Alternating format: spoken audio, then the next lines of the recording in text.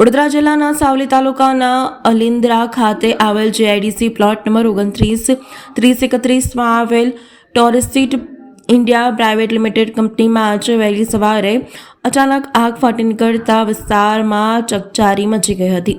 સવારે 5:30 વાગ્યાથી આસપાસના સંદેશો મળતા નંદેશ્રી, મંજુ સર, જીઆઈડીસી તેમજ વડોદરા ERC અને TP13ના ફાયર સ્ટેશનોની ટીમો સ્થળ ઉપર દોડી આવી હતી. ફાયર લશ્કરોએ સતત 4 કલાક સુધી પાણીનો મારો ચલાવી ભારે જહેમત બાદ આગ ઉપર કાબૂ મેળવ્યો હતો. કુલિંગની પ્રક્રિયા ચાલી રહી હતી. અંદાજે 25 ટેન્કર પાણીનો ઉપયોગ થયો છે. આ કંપનીના સિરામિક રો મટીરિયલનું ઉત્પાદન થાય છે. ફેક્ટરી ઇન્સ્પેક્ટર અને માલિકના આવ્યા બાદ ચોક્કસ નુકસાન અંગેની માહિતી જાણી શકાશે. આગ લાગવા પાછળ ચોક્કસ કારણ હજી સુધી જાણી શકાયું નથી. તેમજ સદનસીબે કોઈ ઈજાગ્રસ્ત કે જાનહાનિ થઈ નથી.